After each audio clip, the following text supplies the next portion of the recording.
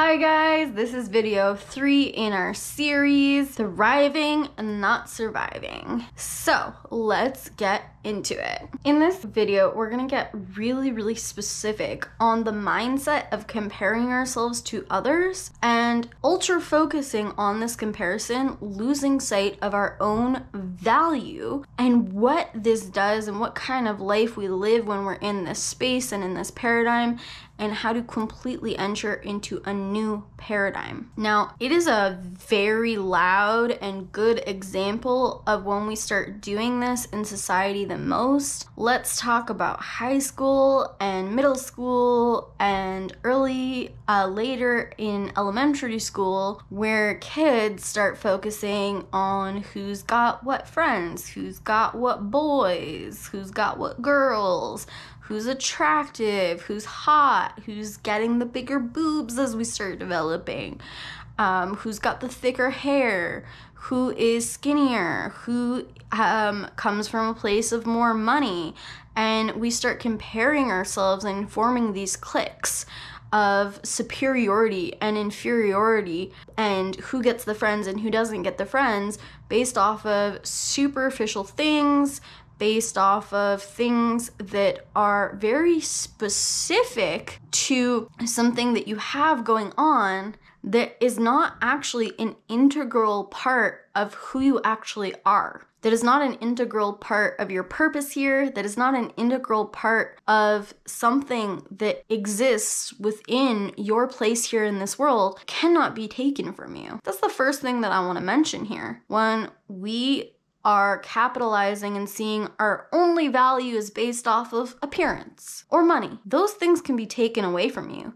And in fact, the people who base the most of their value and most focus and attention on these things being them and the best thing about them are always at some point in life faced with an experience where this thing is totally taken from them. Old age for one, losing all your money for two, things like this. So we're gonna give a very specific example of what this can look like when we talk about appearance, but this comparison mindset can be anything from money to better physical health or physical endurance, or you could be comparing yourself to people sexually, you could be comparing yourselves to people fashion-wise, aesthetic-wise, what kind of interior decorative design you've got going on, anything like this.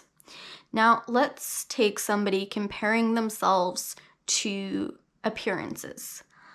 Now, this often happens when people have been indoctrinated by the media and by magazines and Photoshop and this idea about what attractive people look like. And if they don't fit the bill, then they feel like they're inferior when it comes to beauty and their bodies and what they look like. And they're instilled with this idea that they're not going to get the attention, they're not going to get their needs met, they're not going to matter more to people because of appearance. They're going to be inferior as a human being because of the way that they look. And they only feel this way because they themselves are in the comparison mindset, in the paradigm of this comparison mindset, where they are focusing and putting their attention towards people that are more beautiful, that are getting this attention, that are having these advantages, that are taking up the space, that are getting their needs met because and simply because they're beautiful. You know, the popular girl that's popular literally just because she's beautiful and everybody likes to look at her. Now, let's talk about this on a deeper level. If you are ultra focused on this, what you're not taking into consideration in your paradigm is the diversity of beauty. If everybody looked like Barbie doll, Barbie wouldn't be hot. What's beautiful is different to everybody and is very much in the eye of the beholder. There are people that definitely have a superiority in attractiveness towards large groups of people that find them attractive because of their preference and because of certain things. Like if you're really thin or you have big boobs, that actually physically represents that you're going to, or you have your hips a certain way that physically represents as a woman that like, hey, you're gonna be a good mother and you're really fertile. And so our natural physical instincts tell us that somebody like this is somebody that is hot, that we like them. That's what attraction can be, right? But what you're missing from that paradigm is that everybody has a different preference. So for instance, there are large groups of people that are attracted to curvy women. They think it's so hot. They think skinny women are ugly. There are large groups of people that find the Indian ethnicity, for example, super attractive and hot, whereas there are so many Indian women and men who think of themselves as less attractive because of their race or their skin tone. They're made to feel less than let's say, a white person in America comparing themselves to an Indian person in America, and they're saying, oh, you're the hot one and I'm the ugly one. Whereas there are people that find cultural ethnicity super attractive and they have very specific flavors that they like on that, and they find white people ugly and repulsive. Or any other ethnicity that you think is the superior attractiveness, right? And don't tell me I'm playing the race card when it comes to attraction and it doesn't exist, because absolutely our media image of what is beautiful comes down to race a lot of the time too, the color of your skin tone. We are made to feel like different skin tones are less attractive and other kinds of skin tones are more attractive and more desired or wanted. If you are ultra focusing on some idea that you've been indoctrinated with on what beauty looks like, and you don't fit the bill, you will be missing all the qualities that you possess that other people find super beautiful and attractive that you can capitalize on.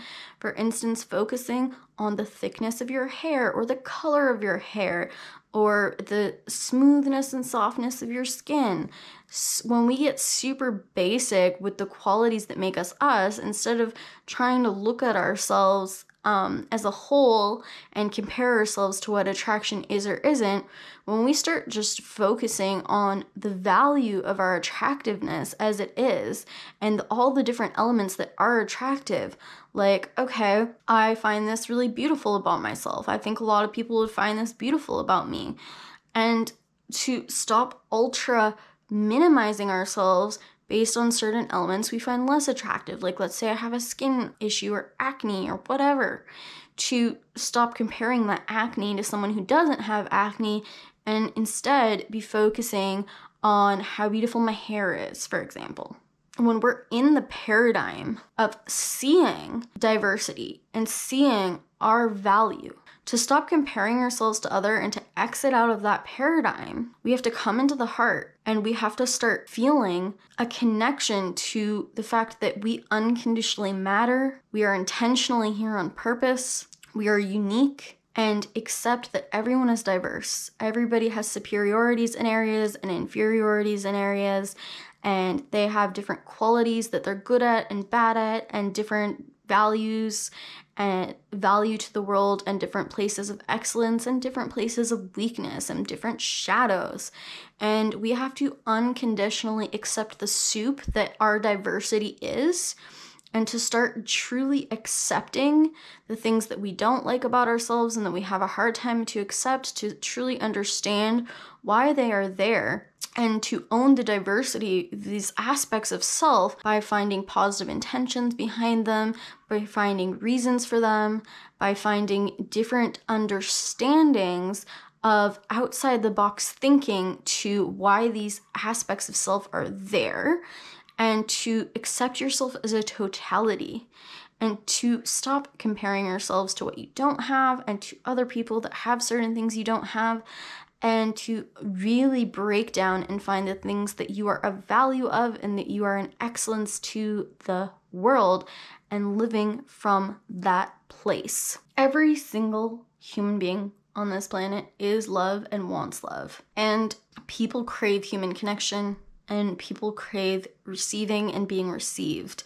It's just who is going to take the first step, who is going to put out their hand first, who is going to do it first. So let's say we're focusing on people don't want to give me attention because I'm not beautiful enough, then we're going to have that experience and we are going to literally not take up space, not make ourselves known, not talk to people, not approach people, and not create friendships where that's the case, where we get the attention, our needs met, and taking up space. We will stop ourselves from getting that experience. Whereas if we can see our value and our excellence and integrally connect to our heart, then we will feel safe to go up to people and to say hi and to make friends and be connected and take up space and get our needs met. If we can see our value, if we can see our excellence, if we can be connected to our heart, and if we know that everybody has a place where tribe wants them. Not everybody is gonna like everybody, but everybody has their tribe of people. Everybody belongs to humanity as a whole, and everybody has their tribe of people that really, really need their excellence, that really, really need their value, that really need them as a human being exactly as they are without changing a single thing, unconditionally as they are. And when you know that without a doubt in your heart, that there are people for you, you stop worrying about rejection. You stop worrying about the people that aren't for you. And it stops being such a huge hit to your self-esteem. And it's not that you'll never have emotional reactions here on this. But when you can know within your place of power that if you approach someone and they don't want to receive something from you, or they don't offer you a certain thing that you're looking for from them, it doesn't matter. There's going to be someone else to receive that thing from you. There's going to be someone else to offer that thing to you. You just have to actually step out of your bubble and to start having the experience of going for those needs, of taking up the space, of getting the attention, of demanding it. And it's about searching and searching and searching through constantly allowing yourself to have these test experiences where you're figuring out who does want to give you that attention, who does want you to be in their relationship.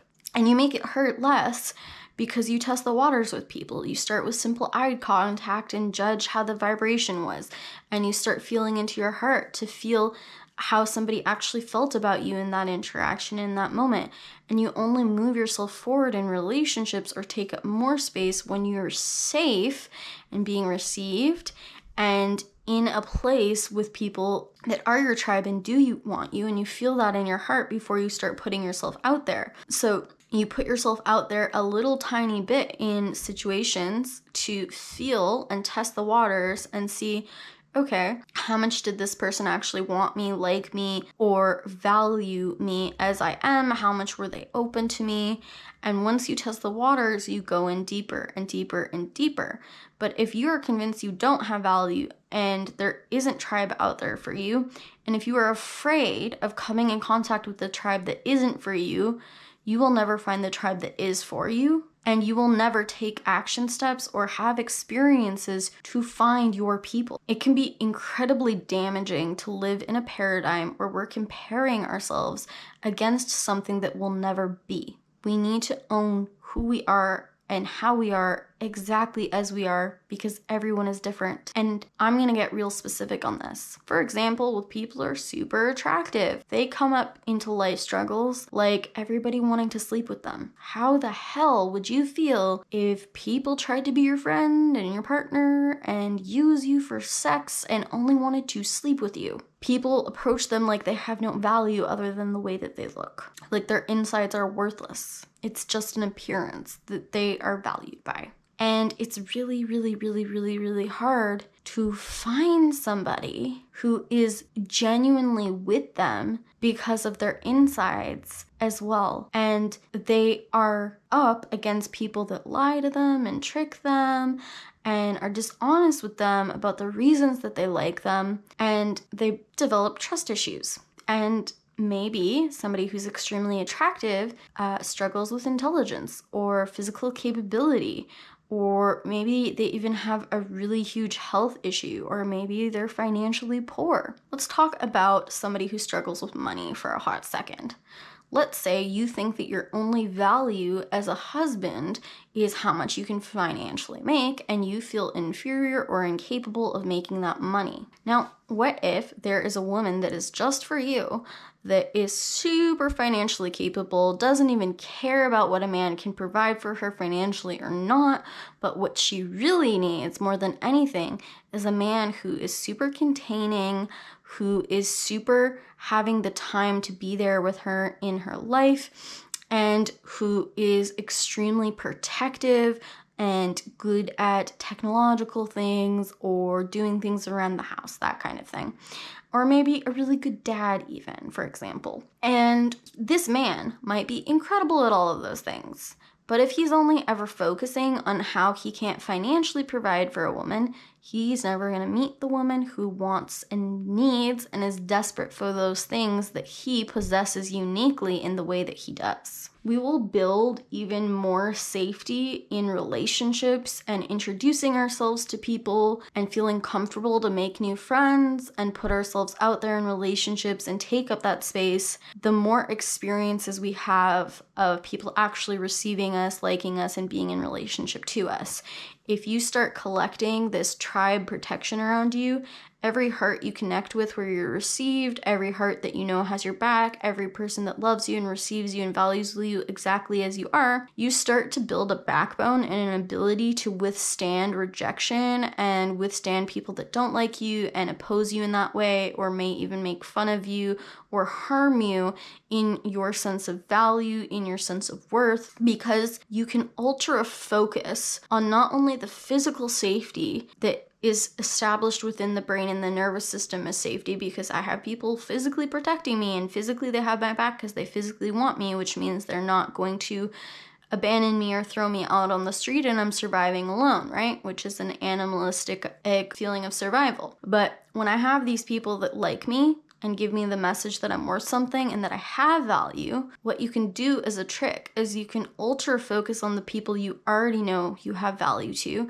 who already see your worth whenever you're putting yourself into new situations, because then you have something to fall back on if you are rejected or if you come into contact with someone who doesn't like you. So the more people you gather around you that do like you and see your value and see your worth, you start to become stronger and stronger and stronger in order to meet new people and expand your tribe and withstand more experiences where that doesn't happen when you're trying to expand that tribe, when you're trying to get those people, when you're trying to get the love and the attention and get your needs met. We will not feel safe within ourselves or within this world unless we can accept who we are and learn to embrace our own diversity and to be connected to something more important than specific things like looks or money, but to be connected to the fact that we have a purpose, that we are here intentionally, we matter, that we're a part of a greater picture, a greater purpose, that our diversity is okay the way it is, that everybody's diversity